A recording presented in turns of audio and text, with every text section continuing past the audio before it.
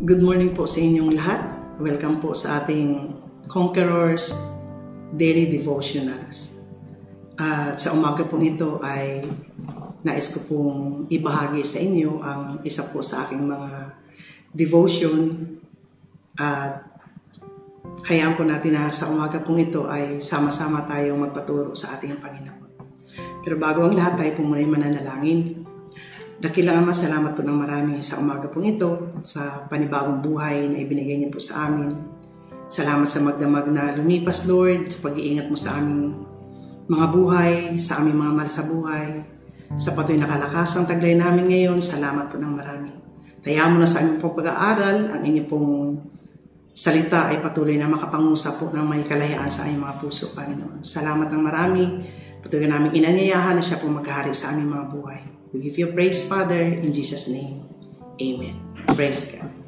Kung meron po kayong mga Biblia, ay samahan po ninyo ako sa aklat po ng Exodo, chapter 16, verse 1 hanggang 8. Ito po ay medyo mahaba-haba, pero hayaan po natin na tayo po'y magbasa at mag-aral po ng salita ng Diyos. Okay po? Sabi po dito, mula sa Elim, nagpatuloy sa paglalakbay ang mga Israelita at ikalabinlima ng ikalawang buwan nang sila'y dumating sa ilang ng Sin sa pagitan ng Elim at Sinai. Ang mga Israelita ay nagrereklamo kina Moises at Aaron. Sinabi nila, mabuti pa sana'y pinatay na kami ni Yahweh sa Ehipto. Doon, nakakakain kami ng karne at tinapay hanggang gusto namin. Dito naman sa ilang na pinagdala ninyo sa amin, mamamatay kami sa gutom. Verse 4. Sinabi ni Yahweh kay Moises, paulanan ko kayo ng tinapay mula sa langit. Araw-araw, palalabasin mo ng bahay ang mga tao para mamulot ng kakanin nila sa maghapon. Sa pamamagitan nito'y susubukin ko kung hanggang saan nila susundin ang aking mga tagubilin. Tuwing ika-6 na araw, doble sa karaniwan ang kanilang pupulutin at ihahanda. Verse 6. Pagkatapos ng pakikipag-usap nila kay Yahweh, sinabi nila Moises at Aaron sa mga Israelita, ngayong hapon ay mapapatunayan ninyo na si Yahweh ang naglabas sa inyo sa Ehipto.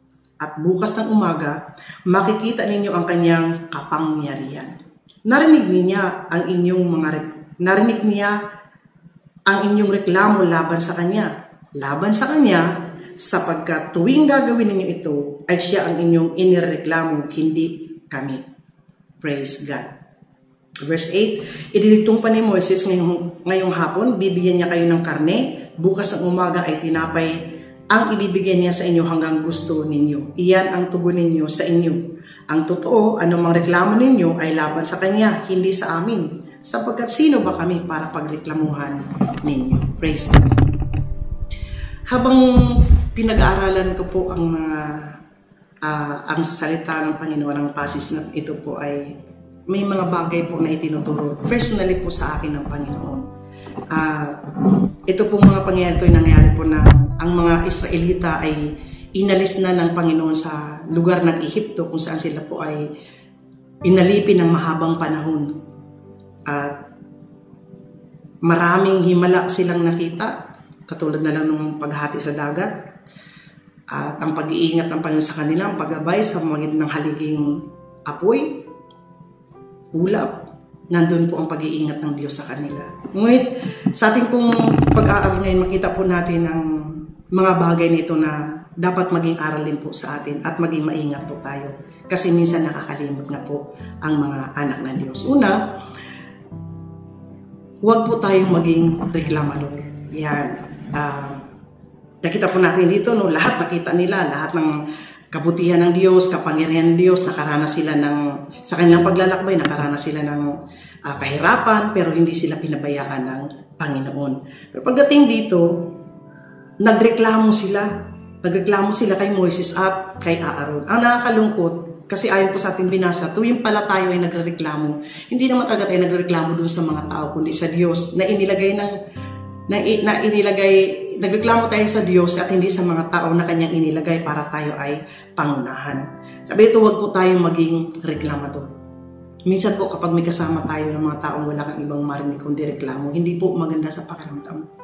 How much more pa kaya ang ating Panginoon na walang ibang ginawa kundi tayo ay ingatan, iligtas, pagpalain, tapos marinig pa niya sa atin na tayo po ay nagrereklamo. Minsan hindi po natin napapansin na tayo po pala ay nagrereklamo na. Akala natin naglalabas lang tayo ng sama ng loob.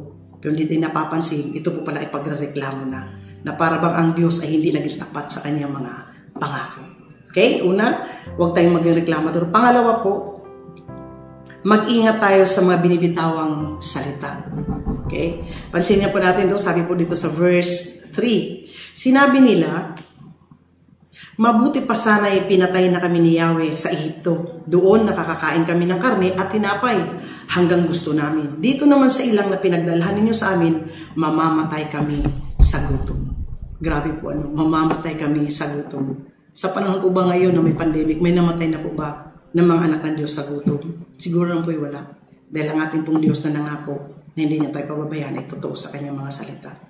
Mag-ingat po tayo sa ating mga binibitawang salita kasi lagi po itong may kaakibat. Okay, meron po mga pangyayari, may mga balik nito sa ating mga buhay. Sabi nga, buhay at kamatayan daw po ay nasa ilalim ng ating dila.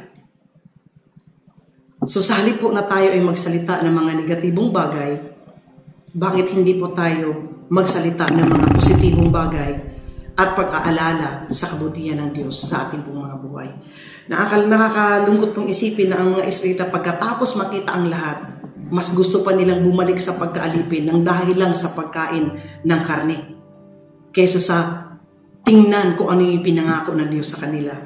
Amen? Napakaganda po ng pangako ng Diyos sa mga Israelita. Bago po sila nilabas, may sinabi po ang Panginoon sa kanila. Mag-ingat po tayo sa mga binibitawan nating salita. Minsan po, lalo sa mga magulang kapag nagagalit sa mga anak kung ano-ano pong nasasabi na hindi po talaga maganda. At magugulat ka na lang, for example na lang po, ang ganito ka, magugulat ka, ganun nga siya. Kasi nga, may power yung ating mga bibig, yung ating mga pananalita. Kaya, maging maingat po tayo. Ang mga Israelita pong ito na nagreklamo po kay Moises at kay Aaron, sila po yung mga tao na hindi po nakapasok sa lupang pangako. Nangyari nga po sa kanila ang sinabi nilang, mabuti pang mamatay kami. At namatay nga po sila. So mag-ingat po tayo sa ating mga binibitawang salita. May power po ang ating mga labi. Amen po. Pangatlo, maging mapagpasalamat po tayo sa lahat ng bagay na ibinigay ng Panginoon. Kung papansinin po natin sa ating binasa, nangako po ang Diyos bibigyan sila ng tinapay, bibigyan sila ng karne. Kasi yung hiningi nila. Bibigyan sila ng tinapay, bibigyan sila ng karne. Pero ang tanong, bago po ba itong mangyari, hindi po ba sila pinakain ng Panginoon? Hindi po sila pinagkulang ng Diyos. Sa kabila ng katigasan ng kanilang ulo, andun po yung habag ng Panginoon at ibinibigay ang kanila pong pangangailangan. Ganon din po sa buhay natin. 3 buwan na, matapos mag-umpisa ang lockdown sa Metro Manila, pero naniwala ko walang anak ng Diyos na nagutom. Walang anak ng Diyos na lumipas ang maghapon na walang kinakain. Gumagawa ng himala ang Diyos at may mga tao siyang hinihipo para tugunin ang ating mga pangailangan. Opo, may mga taong ginagamit ang Diyos para matugunan ang ating mga pangailangan. Ganun po kabuti ang ating Panginoon. Kaya sa halip po na magreklamo tayo na nagdudulot ng hindi sa maganda sa pakiramdam, hanggang sa mainis na, hanggang sa hindi na maganda ang nangyayari, umpisahan po natin magpasalamat sa ating Panginoon. Anuman biyaya ang ibinigay sa atin ng Diyos, ipagpasalamat po natin. Anumang pagkain ang nasa pagkainan, ipagpasalamat po natin sa Panginoon. Sa pagising pa lang natin sa umaga, magpasalamat po tayo sa Panginoon. Bakit po? Pagising mo sa umaga, panibagong biyaya at pagpapala ang ibinibigay ng Panginoon. Lagi pong may bagong pag-asa ang dala ng bawat umaga. Amen. At panghuli po, magtiwala po sa Panginoon at sumunod sa kanyang mga utos. Sabi po ng Panginoon dito po sa verse 4, sabi niya, sinabi ni Yahweh kay Moises, paulanan ko kayo ng tinapay mula sa langit. Mula po sa langit Araw-araw palalabasin mo ng bahay ang mga tao para mamulot ng kakanin nila sa maghapon. Sa pamamagitan nito'y susubukin ko kung hanggang saan nila susundin ang aking mga tagubilin. Meron pong tagubilin talaga ang ating Panginoon. Sabi nga, ang susi po ng pagpapala o tagumpay sa buhay na ito ay walang iba kundi ang pagsunod po sa kalooban ng ating Panginoon. Obedience lang po talaga. Okay? Kapag nagtitiwala ka, siyempre sumusunod ka. At kapag sumusunod ka, nagtitiwala ka na gagawin nga ng Lord kung ano yung pinangako niya. Amen? Ang pananampalataya daw po ay pagtingin sa mga bagay o paniniwala sa mga bagay na hindi mo pa nakikita. Pinangako ng Diyos sa kanyang bayan na kapag inilabas niya ang mga tao sa Ehipto, dadalhin niya ito sa lupang pangako. Nakalimot po ang mga tao na ipinangako ng Diyos, lupang pangako, a land flowing with milk and honey. Nakalimutan ito ng mga Israelita. Kunting problema, kunting pagsubok, aayaw na, gusto nang bumalik sa dating pamumuhay.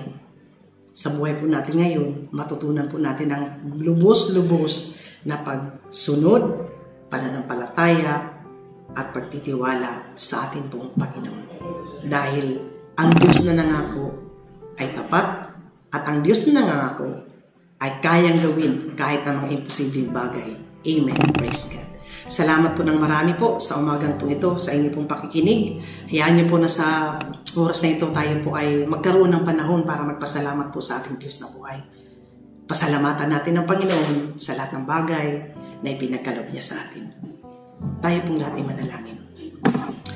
Panginoon Diyos, salamat po ng marami sa oras na ito. Nais po lang namin magpasalamat sa lahat ng bagay na ipinagkaloob mo.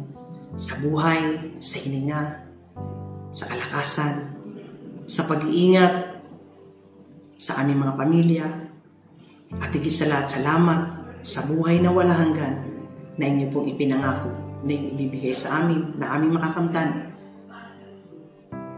nang kami manampalataya sa iyong anak na si Jesus. Pinangako mo, kami ay magkakaroon ng buhay, isang buhay na ganap at kasaya-saya. Panginoon, salamat po ng marami. Salamat ng marami sa inyong mga salita na amin po napakinggan ngayon, nagpapaalala na kami pong iyong mga anak, hindi po dapat mamutawi sa aming labi ang mga salitang hindi nararapat. At lalong hindi mamutawi sa aming mga labi ang mga salit na pagpapala ay sumpa, Panginoon. Patawarin mo po kami kung sa may mga pagkakataon na kami po ay naging ganun, nakapagsalita ng mga bagay na hindi po naging kalugod-lugod sa inyo.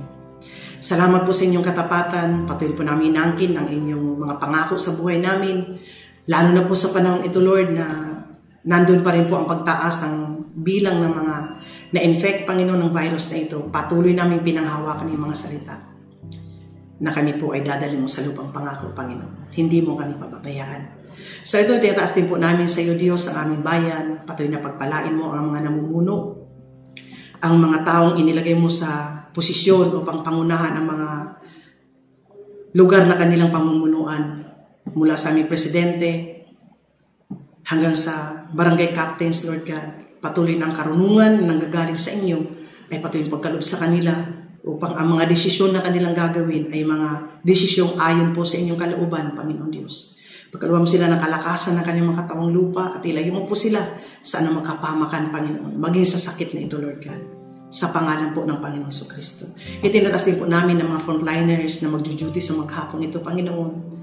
Patuloy na ikaw po mag-ingat, magbigay ng kalakasan, proteksyon, Panginoon Diyos, at patuloy na pagpapalag din po maging sa kanilang mga mahal sa buhay na may iwan sa mga tahanan, Panginoon.